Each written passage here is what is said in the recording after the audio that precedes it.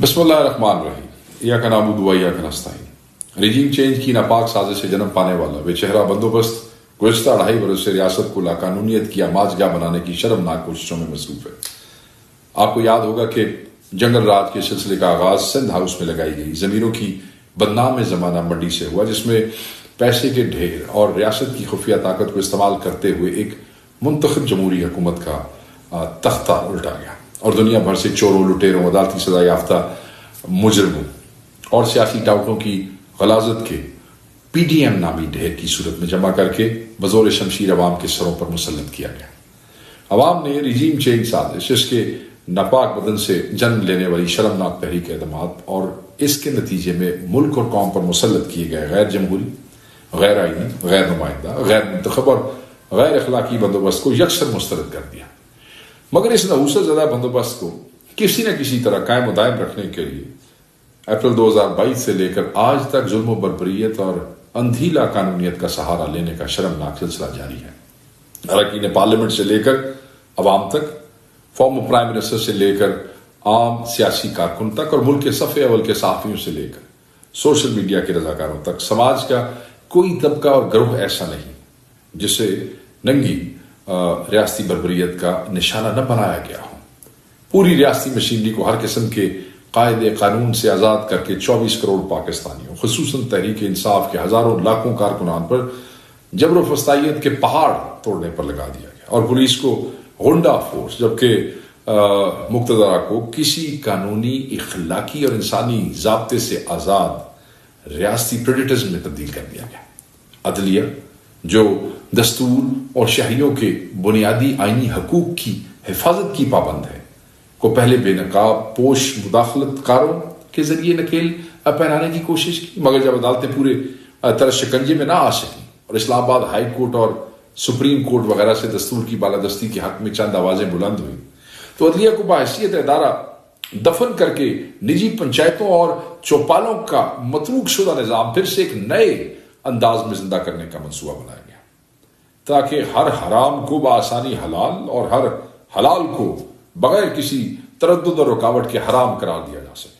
Form 47 کی رسی سے باندھ کر پارلیمنٹ کے استبل میں جمع کیے گئے شریف، زرداری اور بے ننگ و نام سیاسی خچر ہمیشہ کی طرح آنکھیں بند کر کے اس ناپاک منصوبے کا بوجھ اٹھانے کے لیے بھی کافی ہوتے ہیں، اگر بساط خود آئین اس کی راہ میں ایک بڑی رکاوٹ نہ بن جاتا اور عمران خان کی قیادت میں ملک کے 24 کروڑ باشعور عوام اس کی پشت پر نہ آ کے کھڑے ہو جاتے۔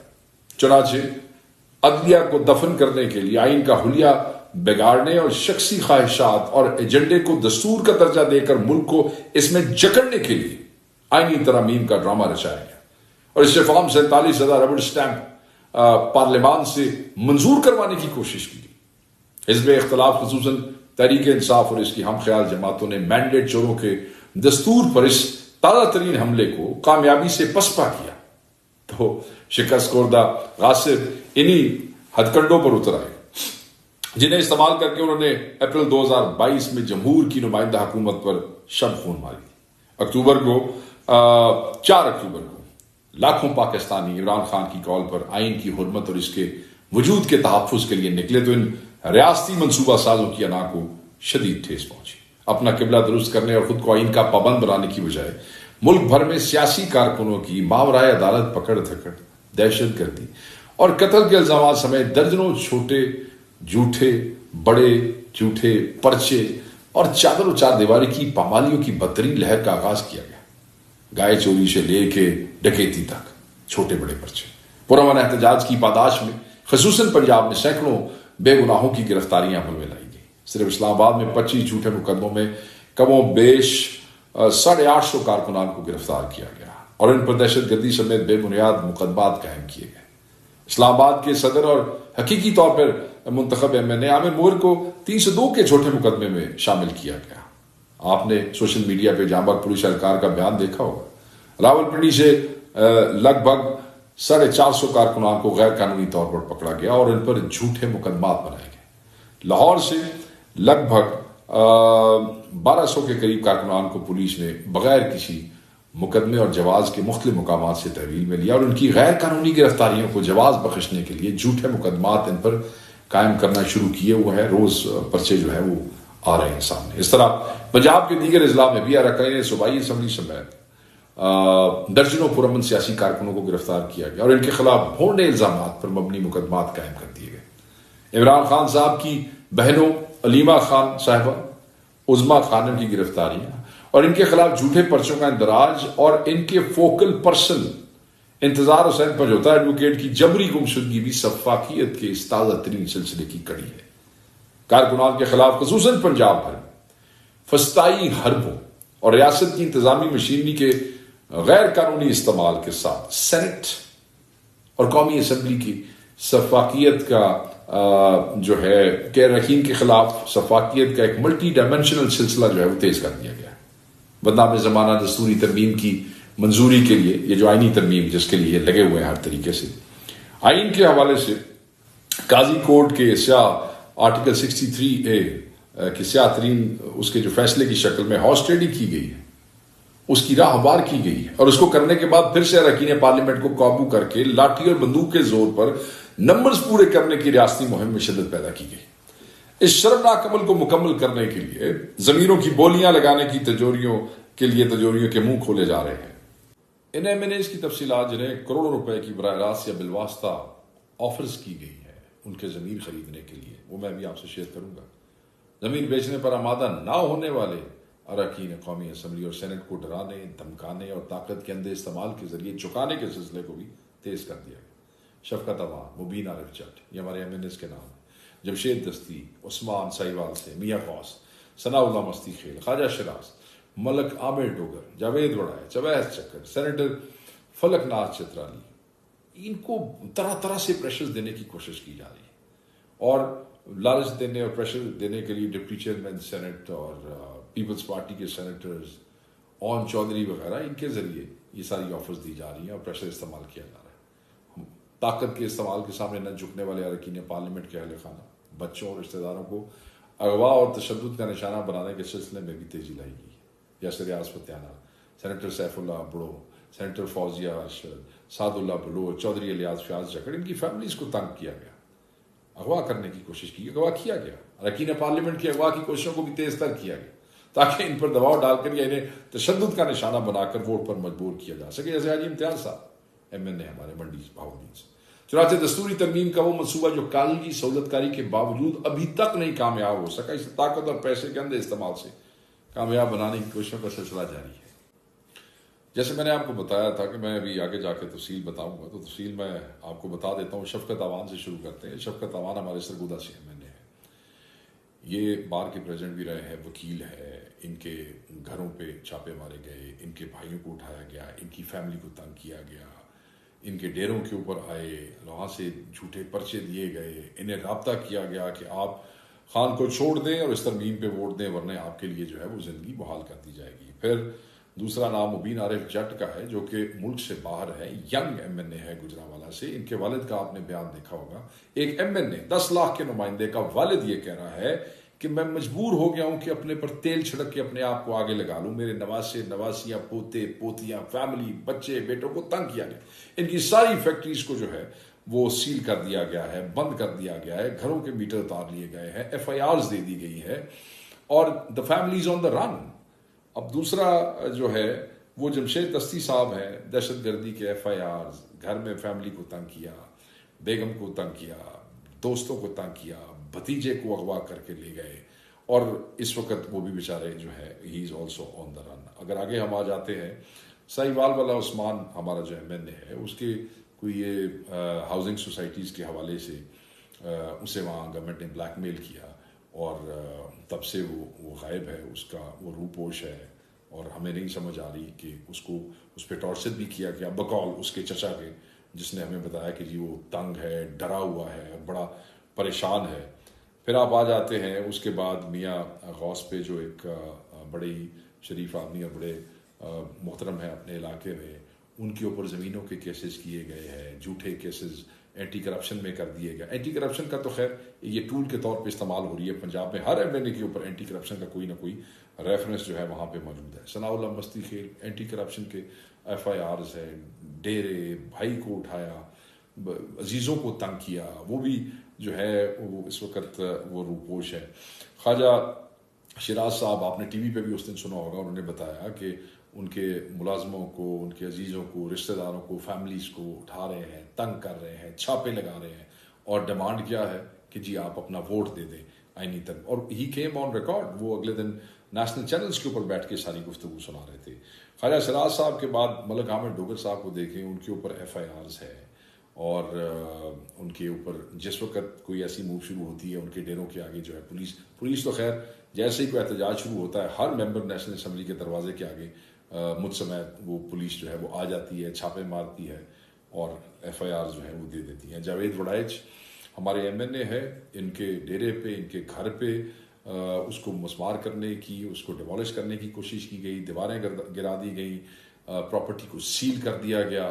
ڈیمانڈ کیا ہے کہ جی آپ صرف وہ کروا دیں، وہ جو ووٹ ہے وہ آئینی ترمیم کے حق میں دے دیں. اویس جکھڑ جو ہے اس کے اوپر ایف آئی آر کی گئی ہے، ان کو تنگ کر رہے ہیں، ان کی فیملی کو تنگ کر رہے ہیں. وہ بھی ہمارے ینگ لیا سے ایم این اے ہے. سینیٹر فلک ناز چترالی پہ ایکسٹریم پریشر ہے کہ ہم آپ کو جو ہے وہ اس کے بارے میں ایکسپلین بھی نہیں کر سکتے. اور میں آپ کو ایک اور بات بتاتا چلوں، اون چودھری صاحب ہے یا ڈپٹی چیئرمین سینٹ ہے یا پیپلز پارٹی کے سینیٹرز ہیں، میں یہ بات آپ کو یاد کراؤں کہ جن جن لوگوں کو ٹیلی فونوں کے اوپر آپ دھمکیاں دیتے رہے ہیں، آپ کے کال ریکارڈنگز بھی جو ہے وہ موجود ہے. سو ٹائم آنے پہ یہ سب کال ریکارڈنگز جو ہے وہ آپ کے ساتھ شیئر کرے گی پارٹی. ہم بالکل پیچھے نہیں رکھیں گے، ہم صرف یہ کہتے ہیں کہ بس کر جائیں. مطلب آپ لالچ دے رہے ہیں لوگوں کو کروڑوں روپے کی، 80 کروڑ سے ارب روپے تک. وہ شفقت کو انہوں نے 70-80 کروڑ روپے تک کی جو ہے وہ انہوں نے دی، آفر دی ہے. ریاض فتیانہ صاحب ملک سے باہر تھے، ان کے بیٹے کو جو صاحب کا ایم پی ہے اس کو پہلے اٹھایا، 6-7 دن رکھا، پھر وہ واپس آیا کیونکہ انہوں نے کوئی ریٹ ویٹ کی ہوئی تھی. اور آنے کے بعد اسی دن دوبارہ ان کے بیٹے کو، احسن اس کا نام ہے، اس کو اٹھا کے لے گئے. ان کی بیگم کا مجھے فون آیا کہ دیکھیں جی حکومت کیا کر رہی ہے اور کس لیے کر رہی ہے، صرف ایک آئینی ترمیم کے ووٹ لینے کے لیے. سینیٹر سیف اللہ ابڑو، ان کو فیملی کو اغوا کیا کہ جی آپ ہمیں ووٹ دیں.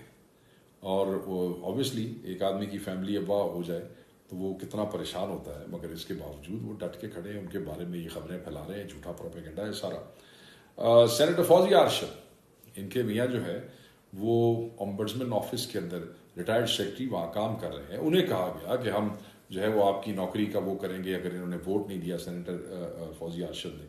تو آپ یقین کریں، بے حیائی اور بے غیرتی کی حد دیکھیں کہ انہوں نے اتنا تنگ کیا کہ سینیٹر صاحبہ کے ہسبینڈ نے ریزائن کر دیا ہے نوکری سے، استعفیٰ دے دیا کہ میں استعفیٰ دے دوں گا مگر عمران خان کو نہیں چھوڑوں گا. ذہن میں رکھیے گا یہ نام اور اپنے ایم این ایز اور اپنے سینیٹرز کی قربانیاں.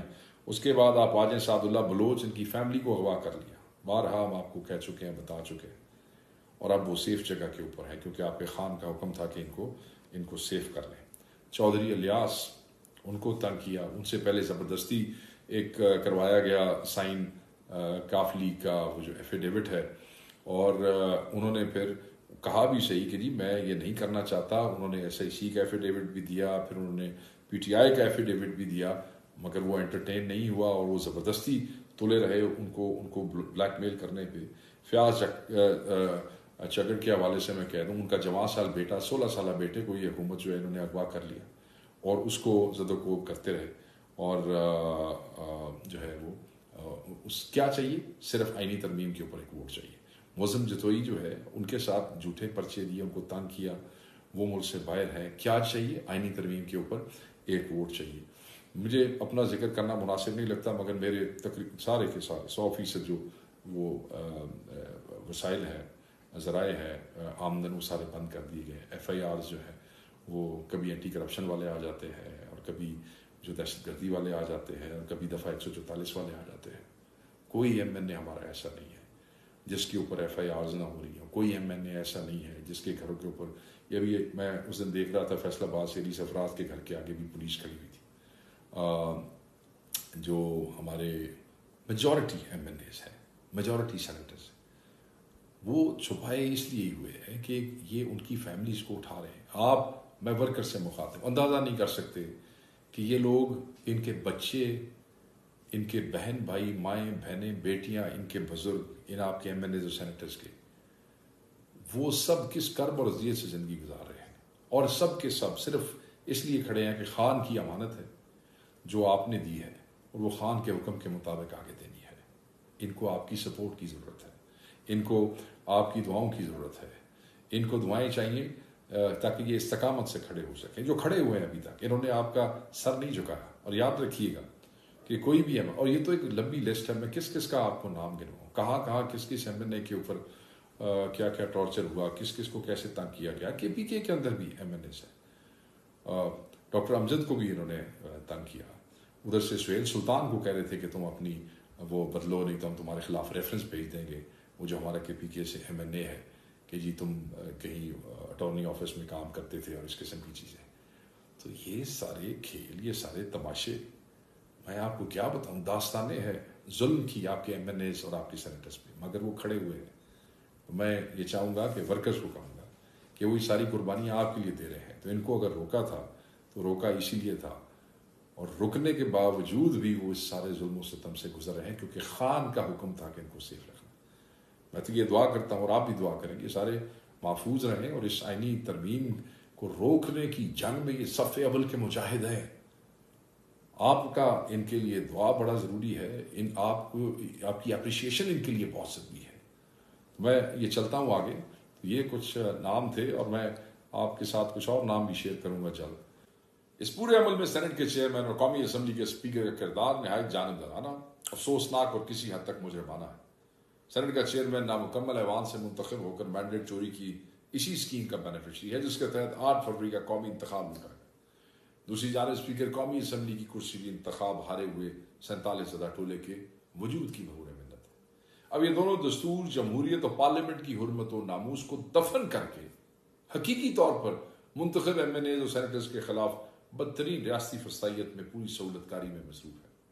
یقیناً تاریخ دیگر کے ساتھ ان مکروہ کرداروں کو بھی ہمیشہ یاد رکھے گی اور یہ قوم کے سامنے بے لباس کھڑے ہوں گے. یاد رکھیے گا, میں دوبارہ کہہ رہا ہوں کہ لوگ ان سے نفرت کریں گے. دستور کا پورا ڈھانچہ تباہ و برباد کرنے کے لیے پاکستان تحریک انصاف کے منتخب اراکین پارلیمنٹ کے خلاف جاری اس فسطائیت سے میڈیا بھی کسی طور پر, یہ جو ہمارے ساتھ فسطائیت ہو رہی ہے یہ کوئی میڈیا سے ڈھکی چھپی ہوئی نہیں ہے, مگر ستم ظریفی تو یہ ہے کہ قوم کی دانش کی ترجمانی کے دعوے دار ہمارے اس قبیلے میں گنتی کے چند دوست افراد کے علاوہ سب زبانوں پر موت کا سکوت تاری. کسی سینے میں ہلچل کے آثار نظر نہیں آتے, نہ کسی کے ضمیر پر خلش کے کوئی آثار. خوف اور مسلط کی فصیلوں کے پیچھے پناہ گزین صحافت دستور کے موت کی نوید بن رہی ہے. عدلیہ دستور کی سب سے بڑی محافظ ہے, مگر ایک شخص کی نحوست پورے ادارے کو عملاً مفلوج کیے ہوئے ہے. عوام سے ممبر پارلیمنٹ, اراکین پارلیمان تک کسی کی شخص کی جان, مال, عزت, آبرو, بنیادی حقوق ریاستی بدماشوں کے شر سے محفوظ نہیں ہے. مگر ہمارا نظام عدم نرگسیت کے مارے چند ذہنی مریضوں کے ہاتھوں میں یرغمال اور ظالموں کا اعلی ہے. تاریخ نے اگر جسٹس منیر کے ساتھ کسی قسم کی رعایت نہیں نہ برتی تو اس کے وارث بھی اس سے رحم کی توقع نہیں کر سکتے. عزت اور آبرو کا کوئی احساس اور دستور کی کچھ حیثیت ان کی نگاہوں میں باقی ہے تو اس ننگے ظلم کی راہ روکنے کے لیے آگے آئیں اور عدلیہ کے وجود, سلامتی اور آزادی کے حوالے سے اپنی ذمہ داریاں پوری کریں. عمران خان صاحب اور ہماری امیدوں کا واحد مرکز رب العزت کے بعد 24 کروڑ عوام ہے. عوام سے میں برملا کہنا چاہتا ہوں کہ آپ کے کپتان نے ہمیشہ کی طرح اب بھی آپ کے مستقبل کے لیے جیل کی سلاخوں کے پیچھے سے ظالموں کو للکارا ہے. دستور اگر مس کر دیا گیا تو کمزور پر طاقتور کا تسلط پختہ تر ہو جائے گا اور بے انصافی کو آئینی قبولیت اور جواز مل جائے گا. دستور دشمن ہمیں اپنے جھوٹے پروپیگنڈے کے جال میں پھنسا کر مایوس اور بدل کرنا چاہتے ہیں اور رات دن ہماری صفوں میں نفاق و انتشار پھیلتے دیکھنا چاہتے ہیں. مگر ہمارے قائد نے ان کے عزائم کو بھانپتے ہوئے ہی اس حساس ترین موقع پر اراکین پارلیمنٹ, ممبر پارلیمنٹ, آپ کے ایم این اے کو ریاستی اغوا کاروں اور بدماشوں کی دسترس سے خود کو محفوظ رکھنے کی ہدایات دی. ہمیں یہ یاد رکھنا ہے کہ آئینی ترمیم کے اس ناپاک منصوبے کی ناکامی میں پاکستان کا مستقبل پوشیدہ ہے. چنانچہ کپتان کی ہدایت کی روشنی میں اس کا ہر کارکن, خواہ وہ پارلیمنٹ کا کارکن ہو, رکن ہو یا عام ووٹر ہو, مکمل طور پر یکسو, یکجا اور متحد ہو کر اپنا کردار ادا کر رہا ہے. یہی ہماری حقیقی قوت اور ظالموں کے لیے درد سر کی بڑی وجہ ہے۔ تحریک انصاف کے کارکنان اور اراکین پارلیمنٹ ایک جسم کی مانند بدترین ریاستی فسطائیت کے مد مقابل کھڑے اور لازوال قربانیاں پیش کر رہے ہیں۔ آپ کے وہ نمائندے جنہیں آپ نے اپنے ووٹ کے ذریعے ایوانوں میں بھیجا ہے، آپ کی آواز اور آپ کی طاقت ہے، جبکہ ان کی طاقت آپ ہے۔ جو کپتان سے غداری کا مرتکب ہوگا، اس کا کل بھی آپ نے محاسبہ کیا، آئندہ بھی آپ ہی کریں گے۔ اللہ نے چاہا تو ہم پاک سرزمین کو فتنہ گروں کے شکنجے سے جلد آزاد کروا لیں اور اپنے قائد عمران خان کی قیادت میں پاکستان کو اس ڈگر پر ڈالنے کا سفر پھر سے آغاز کریں گے، اس سفر کا جسے بزدلوں نے سازشوں سے ہی ڈیریل کیا ہے۔ عمران خان زندہ باد، پاکستان پائندہ باد۔